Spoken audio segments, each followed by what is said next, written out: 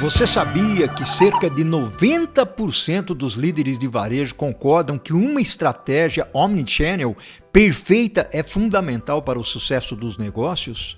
E que até 90% dos consumidores esperam que as empresas tenham um portal online para atendimento ao cliente? O que você pensa disso?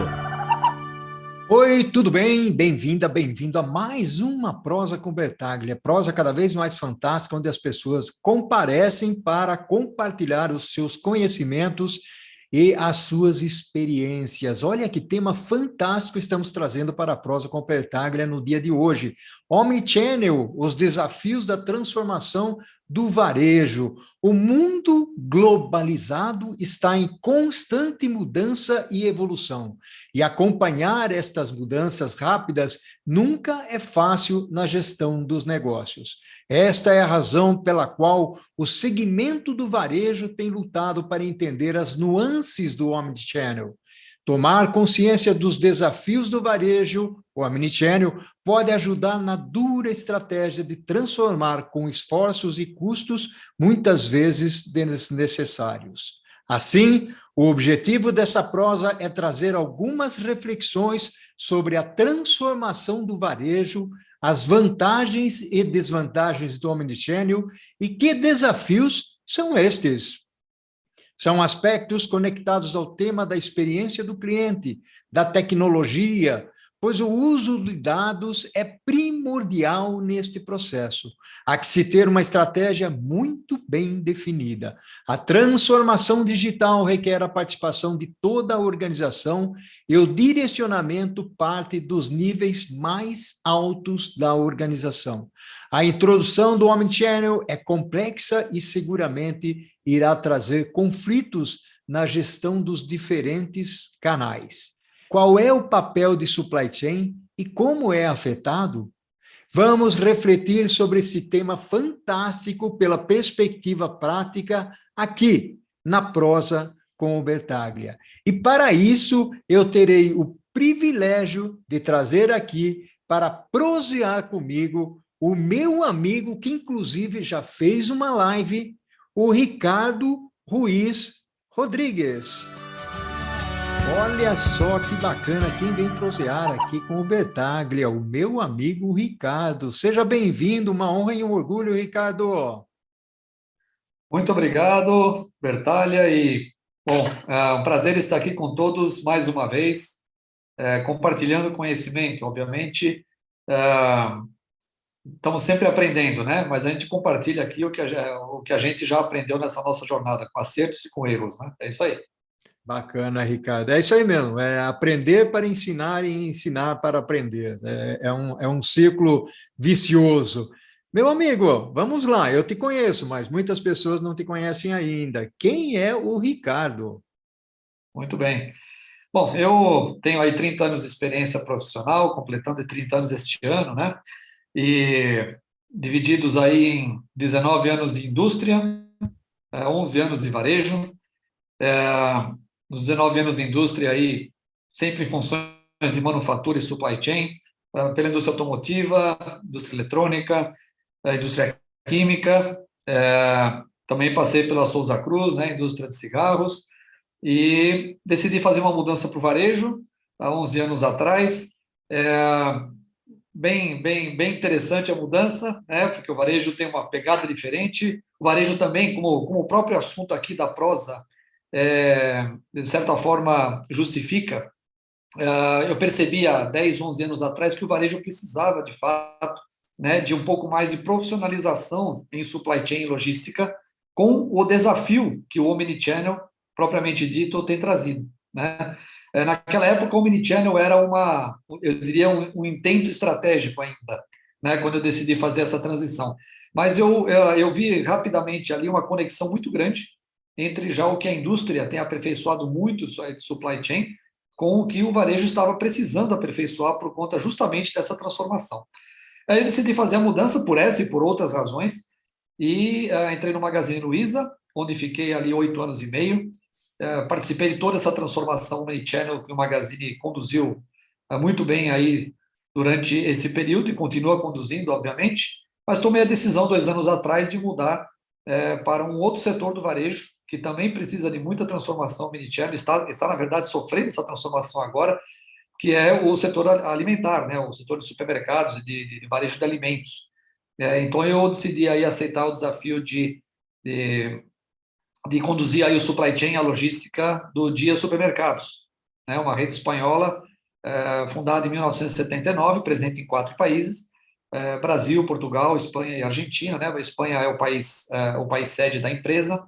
E aqui no Dia Brasil, então, como eu comentei, eu cuido de supply chain e de logística, e o Dia está, de fato, também em transformação, não somente na omnichannel, mas também no seu próprio modelo de mercado de proximidade, né? Que é o modelo do supermercado do dia, o mercado próximo de você, o mercado vizinho, que satisfaz aí com economia as suas necessidades do dia a dia, né?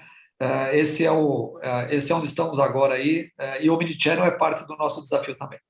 Bacana, que legal, que legal. E aí eu queria aproveitar já essa deixa sua, falando do Omnichannel na parte final, já que é um contexto bastante interessante nas últimas organizações que você passou, Ricardo. Eu queria que você contextualizasse um pouco do Omnichannel e depois falasse dessa transformação no varejo, para onde estamos indo, fazendo uma conexão principalmente com a experiência do cliente. Vamos lá. Muito bem. É justamente isso. Aquela transição que nós vivenciamos todos, né, na virada do milênio, ah, com o surgimento do comércio eletrônico, foi apenas a pontinha do iceberg, né?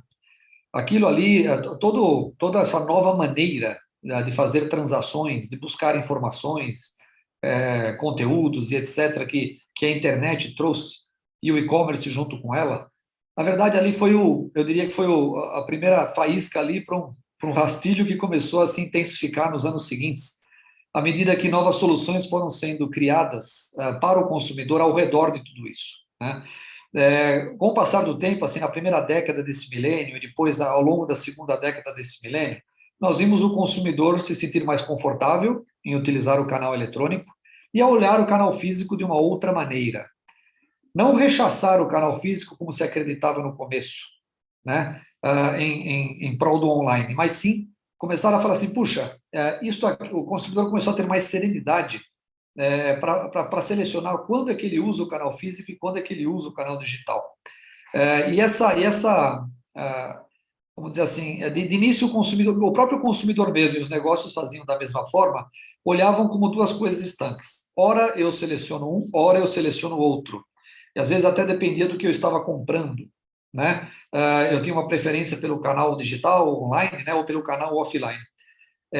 Movimento parecido também estava acontecendo com as empresas. As empresas começaram também a planejar transações, né, B2B, como se fala, também por meios digitais. E tem muitas indústrias que têm avançado bastante, especialmente na última década, em fazer negócios e transações B2B totalmente por meio eletrônico, por meio online. Quer dizer, quando a gente pensa em online, obviamente, a gente está sempre muito com varejo na cabeça, mas entre empresas também tem crescido muito isso. Sem falar de indústrias que também começaram a quebrar a barreira que o próprio varejo colocava no meio, né, de ir direto para o consumidor através também dos meios eletrônicos, que o varejo físico era sempre uma barreira para a indústria alcançar o consumidor. E aí o online permitiu que a empresa, obviamente com o devido planejamento e muito investimento e mudança de mindset, explorasse o meio eletrônico também para poder ir direto aos seus clientes. Então, todo esse movimento, né, iniciado, né, pelo surgimento ali do comércio eletrônico há pouco mais de 20 anos atrás, tem pegado o varejo de surpresa, o varejo estabelecido de surpresa, né, e ao mesmo tempo tem aberto inúmeras oportunidades de negócio para novos entrantes no mercado, né? E junto com isso, o consumidor ali se sentindo cada vez mais confortável de transitar entre uma transação online para uma transação offline. Como eu estava comentando, o consumidor inicialmente pensava, às vezes até meio que separado, não, isso aqui eu compro online, isso aqui eu estou preferindo comprar offline, né? Tal empresa eu prefiro me relacionar online com ela, tal empresa eu prefiro me relacionar offline. Agora, ultimamente, o que a gente tem visto? Depende do momento, né? Eu consigo, olha, esta minha jornada, como é uma expressão que você mesmo usou, nesta minha jornada, eu quero começar ela online e terminar offline. Ou seja, vou comprar um produto no site e retirar na loja, né? Uma jornada reversa também, né? Puxa, eu comprei esse produto online e vou trocar na loja, né? Por um outro produto, por alguma questão, né? E vice-versa. Puxa, fiz a compra na loja, quero trocar o produto através de um serviço online de troca, né? Então, você vê que o consumidor vai ficando cada vez mais confortável de falar assim, bom, nesse momento é mais conveniente isso, nesse momento é mais conveniente aquilo. Fácil falar, mas a empresa por trás tem que saber interpretar isso. E tem que ter suas operações, os seus processos, né, toda a estruturação do seu negócio preparado para essa realidade. Né? Então, isso é o mundo omni que nós estamos vivendo hoje. Que bacana, muito interessante esse aspecto que você está trazendo, até porque, na realidade, é uma conexão entre as várias formas de fazer, os vários modelos de negócios, que une, no final das contas, o modelo físico, né, com o modelo digital. E aí me surge uma pergunta, porque você falou que não é fácil, né, você fez essa colocação e a gente sabe disso, né? Nós trabalhamos com esse contexto aí, você principalmente que no dia a dia vive essa situação. Quais são os principais desafios existentes nesse contexto todo, o Ricardo? E aí você já pode entrar, embalar, principalmente porque é difícil falar de digital sem falar de tecnologia, não dá para desconectar essas coisas, né? Então, eu gostaria que você já abordasse esse assunto para o pessoal que acompanha aqui a nossa prosa, Ricardo. Muito bem, legal, acho que é bom esse ponto, porque do que eu tenho observado nas empresas, cases de sucesso e cases de não sucesso, ou melhor, que eu chamo de cases de aprendizado, e também pela própria minha vivência nesse ambiente, aí, nesses últimos 11 anos, e continuo vivendo ele muito intensamente, eu gosto de dividir esses desafios, como você perguntou, em o lado A e o lado B, né? O lado A é justamente, você comentou, a tecnologia, vamos falar sobre ela. E o Uhum. lado B são os elementos não tecnológicos, que também são fatores críticos de sucesso para você fazer uma transição omnichannel competente, né, e eficaz ao longo do tempo. Então, um sem o outro não vive. Você precisa ter o lado A e o lado B muito bem balanceados. Né? Não é só uma jornada tecnológica, ou seja, não é só o lado A, e também não é só uma jornada estrutural, uma jornada, né, de mindset, uma jornada de processos e da operação da empresa e de negócio que também vai te levar lá. Então, são as duas coisas juntas. Eu começo pelo lado A, obviamente, seguindo a ordem alfabética, né, que é o lado da tecnologia. Bom, sem dúvida, uma transição omnichannel é também uma transformação tecnológica. Tá? E a empresa não pode deixar isso de lado, como eu estava comentando. Só que a questão é a seguinte: a empresa tem que estar ciente de que, primeiro, ela vai precisar investir em tecnologia, né? E muitas vezes ela vai se deparar com um legado tecnológico que atrapalha ela a seguir essa jornada com velocidade no primeiro momento, né? Ela não deve desanimar, né? Deve simplesmente, na verdade, olhar, fazer realmente uma análise de gap entre o que se tem e aonde se quer chegar, e persistentemente, ano após ano, sem querer abraçar o mundo com as duas mãos, sem querer fazer tudo de uma vez, né? Nós vamos ver no lado B que fazer tudo de uma vez, a empresa, o mercado, os clientes, a operação não absorve de uma vez, né? Então, a gente tem que dar chance para todo esse contexto pré-existente se adaptar ao novo também, né? A tecnologia está cada vez mais versátil, está cada vez mais rápida de ser implantada, mas o problema é que todo mundo tem que se acostumar com ela, tem que se dar a chance de se acostumar com ela e tirar o melhor proveito dela. Então, esse roadmap tecnológico, ao mesmo tempo que ele tem que ser arrojado, né, e com visibilidade de curto, médio e longo prazo, em termos do que precisa ser, do atraso que precisa ser tirado para você ter uma empresa omnichannel, ao mesmo tempo você tem que fazê-lo com a devida coerência para que todos os stakeholders, né, desse processo absorvam as transformações e vão aprendendo com ela. Então, o primeiro ponto do lado A é que você esteja ciente de que você precisa, de fato, com bastante seriedade, dedicação e investimento, analisar que ponto de partida que você está, qual o ponto de chegada que você precisa estar daqui, sei lá, 5 anos, e persistentemente, sem arredar uma vírgula desse plano, implementá-lo, né, não esperando grandes transformações no curto prazo, mas acreditando que lá na frente, sem dúvida, você vai estar muito mais digital e muito mais moderno e versátil do que você está hoje. Né? Em geral, as empresas que estão querendo entrar nessa jornada, elas se constituíram até agora para o negócio offline. Né? Até a seleção dos sistemas que ela usa hoje, o que ela priorizou, como ela treinou as pessoas e tal, já está tudo para o offline. Então, quer dizer, tem muita coisa para ser feita para a frente. Né? Maravilha. Agora, nesse lado A ainda vale uma grande recomendação aqui. Né?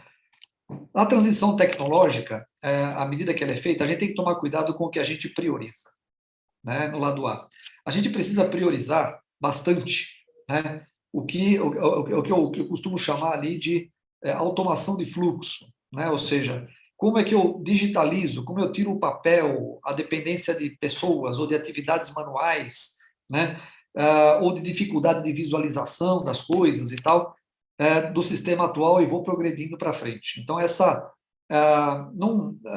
transição tecnológica omnichannel, de primeira, não tem a ver com robôs, drones, e coisa do tipo desse jeito. Isso vai vir com o tempo, à medida que você vai querendo ganhar agilidade e modernidade na sua operação. Primeira coisa que você tecnologicamente precisa verificar o quanto que você está atrasado e precisa investir é em ter processos mais ágeis, processos mais digitalizados, menos manuais, menos dependente de artesanalismo, né, e de pessoas para que a organização se digitalize.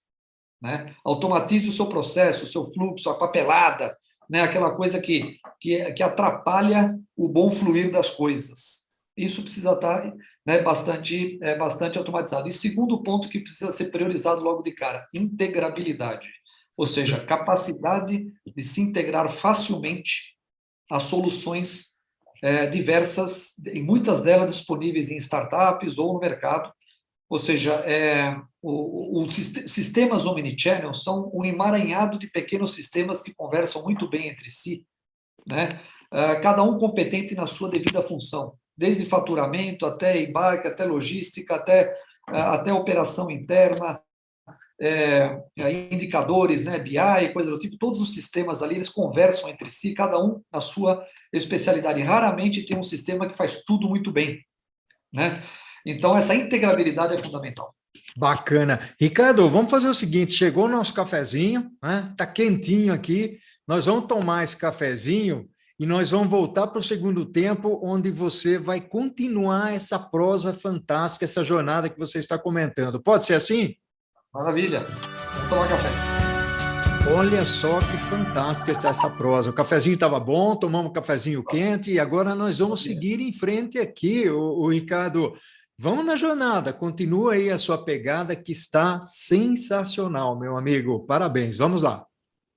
Maravilha. Então, estávamos falando aí antes do café, estávamos falando do lado A, que é o lado da tecnologia. Dois grandes pontos aí que eu queria que todos observassem, né? Que basicamente é o que a gente observa, que acabam sendo fatores críticos de sucesso. Então, o primeiro é estar disposto a, de fato, enfrentar o que você tem de legado, né, nos seus sistemas tecnológicos e colocar realmente um roadmap agressivo, porém responsável, de investimento em tecnologia para os próximos anos e colocar isso como prioridade. Né? O segundo ponto que eu estava comentando aí logo antes do café era justamente priorizar nessa jornada os investimentos pró-automação de fluxo, pró-automação de processos, pró-eliminação de papelada e de manualismos que acabam dando imperfeições demais para o processo, e lentidões, né, para os processos organizacionais, deixando mais as informações na mão das pessoas para que elas tomem decisão, mas não dependendo tanto das pessoas para fazerem as coisas fluírem. Né? Hoje existem sistemas digitais que conseguem agilizar bastante os nossos processos para que as pessoas, na verdade, usem mais o seu intelecto para fazer o processo cada vez melhor. E, ao mesmo tempo, também priorizar os investimentos para integrar sistemas, né? Trazer sistemas que se integrem facilmente, investir em camadas de integração, como se usa muito essa expressão em tecnologia, para que o sistema que você tem né, presentemente na empresa, e a dificuldade, às vezes, dele se integrar a outras aplicações e outros aplicativos, não seja um empecilho para o seu progresso. Né? Então, esses são dois grandes blocos ali. Existem vários outros aprendizados, mas esses são os dois que eu gostaria aqui na prosa de destacar do lado A, que é o lado tecnologia. Beleza? E aí a gente mudaria, então, para o lado B. Vamos lá, Beleza? já podemos tocar o lado B. Vamos lá, lado B. Bom, lado B é o lado, como eu falei no começo ali, o não tecnológico. Né? O lado não tecnológico, eu falei, puxa, mas tem um lado não tecnológico dentro do Omnichannel? Com certeza. Né? Ele é metade do sucesso? Acho que não cabe aqui dizer se é 50%, 40%, 30%, depende inclusive de cada negócio. Eu sei que ele é importante. É importante e não deve ser deixado para segundo plano e não deve ser deixado de lado. E aí, aqui no lado B, a gente tem pequenas lições que a gente olha bastante aí por experiência ou por observação para realmente garantir o sucesso do Omnichannel, de uma transformação Omnichannel. Primeiro de tudo, você até, Bertalha, falou no começo, a alta direção tem que patrocinar totalmente o projeto, a alta direção, o acionista, né, o conselho, coisa do gênero, tem que encarar isso como um movimento estratégico importante e prioritário. Não é uma campanha, não é uma ação pontual, não é um projeto propriamente dito, é um movimento estratégico, porque ele toca a organização toda. E você precisa de muita persistência, como eu falei lá no lado A, muitos recursos que não vão ser aplicados só, exclusivamente em tecnologia, apesar de tecnologia ser grande participante nesses recursos todos que são aplicados, mas a empresa tem que encarar isso como, olha, eu preciso embarcar nessa jornada omnichannel, senão eu vou ficar de fora, seja no curto, no médio ou no longo prazo, dependendo do negócio. E, então, a primeira coisa, a alta direção tem que estar totalmente dentro dessa brincadeira e contagiar a organização, né, dando prioridade e fomento a esse tipo de projeto. Perfeito? Esse é o primeiro ponto. Tá ok? Resolvido isso, o segundo ponto, muito importante, olha, assim como no lado A a gente pediu para olhar bastante o legado tecnológico e ver como é que ele está e o que é necessário ser feito, aqui no lado B a gente olha o legado cultural, né? O legado cultural dentro da empresa, como é que ela funciona, né? Quais são as crenças, quais são os valores, né? Como é que está a gestão de pessoas dentro da empresa. O mundo omnichannel e o mundo digital de business de uma forma geral, ele exige da empresa uma capacidade de união de esforços, de interação, de agilização, de velocidade, né? De mentalidades empreendedoras distribuídas ao longo da empresa, inovação distribuída ao longo da empresa, tecnologia tem que ser algo confortável para todo mundo manusear ao longo da empresa, não pode estar relegado a um departamento específico atrás de um guichê, ela tem que estar mais democratizada, né? Então, esse passivo cultural tem que ser analisado com muito carinho, o quanto que a empresa está, e tem consultorias que fazem isso muito bem, né? O quanto a empresa hoje está distante do modelo ágil, né, com cultura focada nas pessoas, focada em empreendedorismo, participação, mentalidade de dono, interação, né, que realmente demanda que o mundo omnichannel, o mundo do e-business demanda. Qual é esse gap? E aí esse gap todo que se tem, como é que a gente vai resolver? Onde estão os maiores passivos? Como resolvê-los, né, culturalmente? Então, se a empresa se vê sem essas características que eu comentei aqui, principais, que a gente vê muito comuns em empresas ágeis e que conseguiram fazer transições omnichannel muito competentes, se a gente vê que a empresa não tem, ela precisa seriamente também, em paralelo com a transformação tecnológica, fazer essa transformação cultural, né? Quebrar silos, quebrar níveis, né? Quebrar as individualidades, fazer metas compartilhadas, meritocracia compartilhada, né? Começar a fazer transição e explicar para as pessoas como funciona a transição ágil, e também a meritocracia tem que mudar junto. Ninguém muda uma estrutura para uma estrutura ágil por decreto, né? Você muda, na verdade, promovendo também incentivos e cobranças e metas também ágeis, também compartilhadas. né? Então, uma coisa ali ajudando a outra, a empresa vai aos poucos transicionando. Às vezes começa num departamento, vai contagiando outros, né? Começa com um mini projetinho e vai indo. Então, assim, esse legado, né? O segundo bloco dentro do lado B é o legado cultural, né? E dos valores da empresa. Tem empresas que já têm alguns valores no seu cerne que são muito pró-transformação, tem outras que trazem consigo ali um legado talvez não muito favorável, e juntamente, obviamente, com essa transição ágil que normalmente as empresas tradicionais que vêm ali, né, do mundo offline não têm muito bem estabelecido, né? Bacana, bacana. O Ricardo, sensacional, meu amigo, uma visão interessantíssima. Você passou pela tecnologia, plasmou a parte de cultura, pessoas.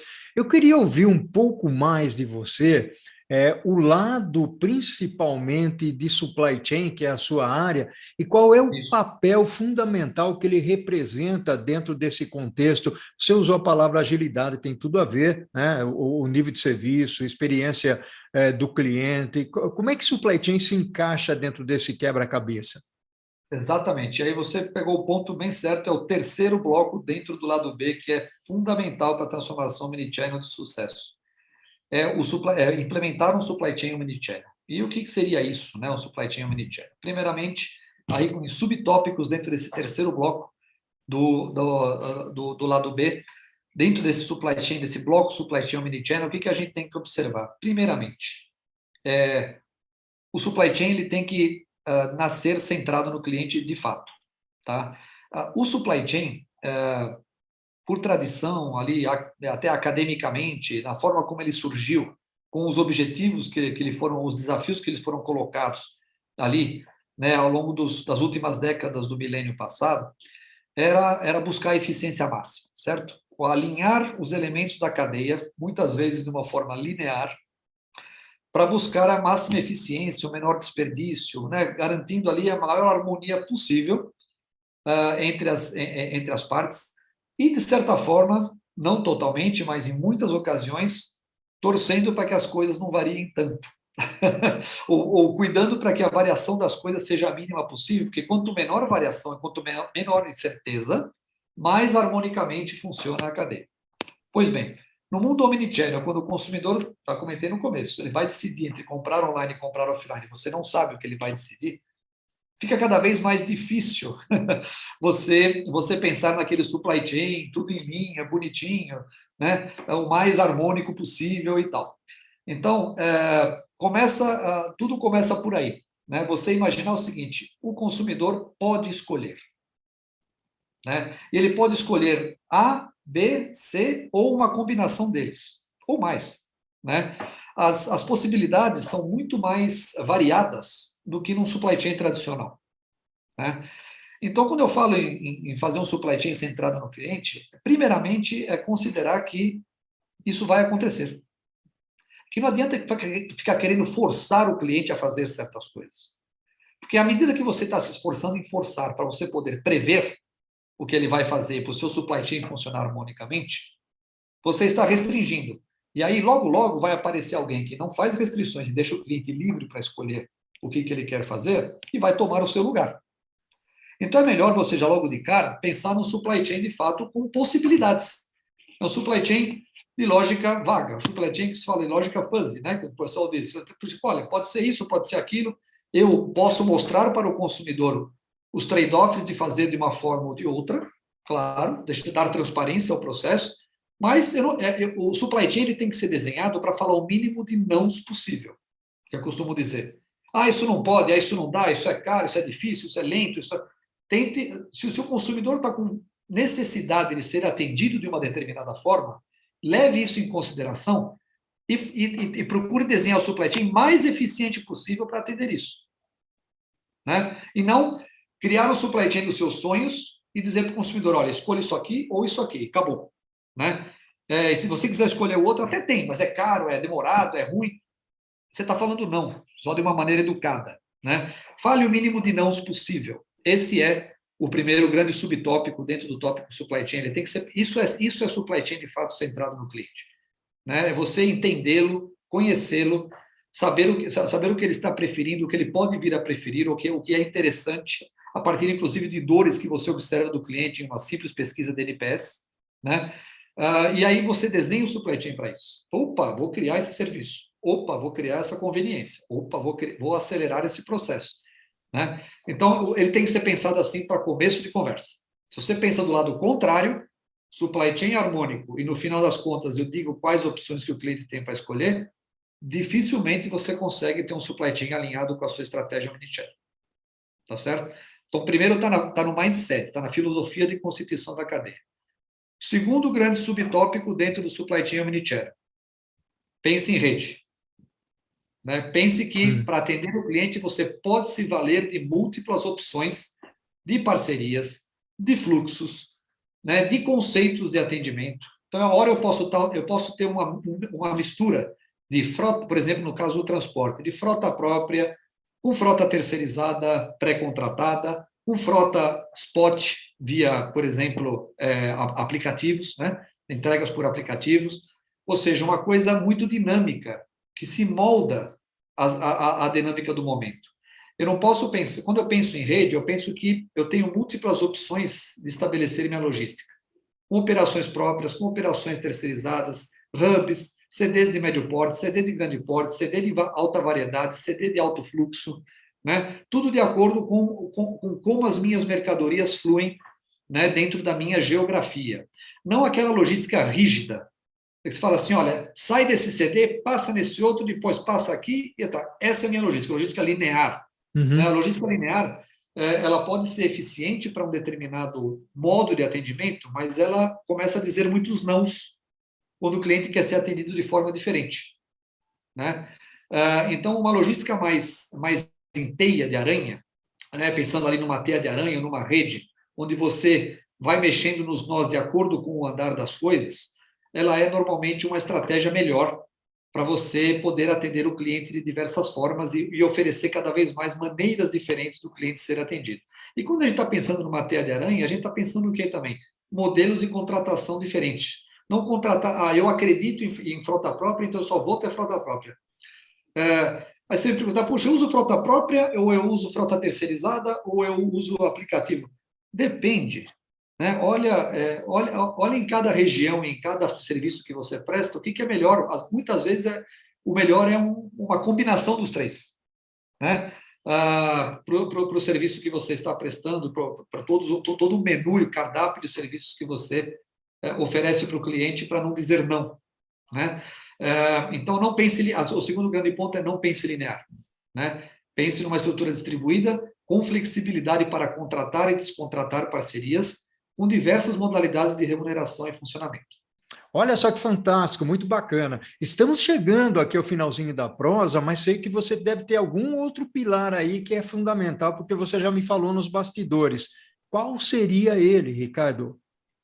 Exatamente, é um pilar que permeia, na verdade, os dois blocos, mas eu ainda coloco ele dentro do lado B, tá?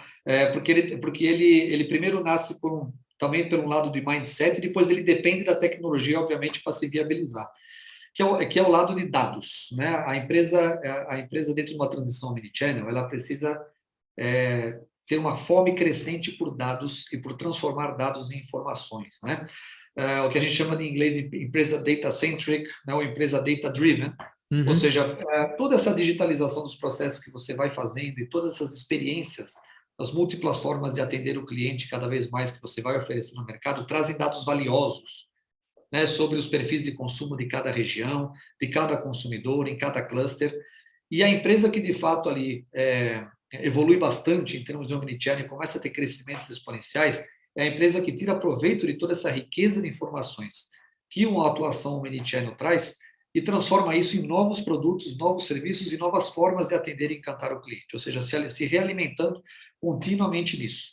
Né? Então, dentro do lado B, para concluir o lado B, essa criação de uma cultura que tem fome de dados e converte dados em informações para tomada de decisão e para surpreender o cliente, ela é fundamental e ela é muito dependente, obviamente, de que o lado A ande bem, porque ele é um grande provedor desse tipo de informação.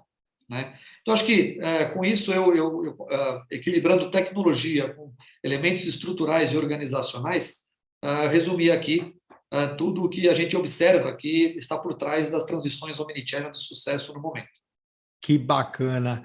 Meu amigo, nós estamos finalizando a prosa, uma prosa fantástica. Gratidão enorme pela sua contribuição aqui, Ricardo. Realmente foi muito útil e seguramente as pessoas que acompanham aqui o canal, a Prosa com Bertaglia, vão gostar desse conteúdo que você trouxe aqui. Meu amigo, ao infinito e além, um abraço virtual para você, Ricardo. Grande abraço, muito obrigado mais uma vez aí. Prazer estar aqui com vocês de novo. Abração, Ricardo. Tudo de bom para você. E o que nós fazemos em vida ecoa na eternidade. Tchau, tchau. Tchau, tchau.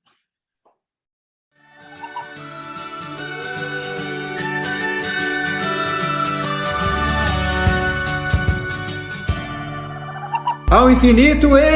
Amém!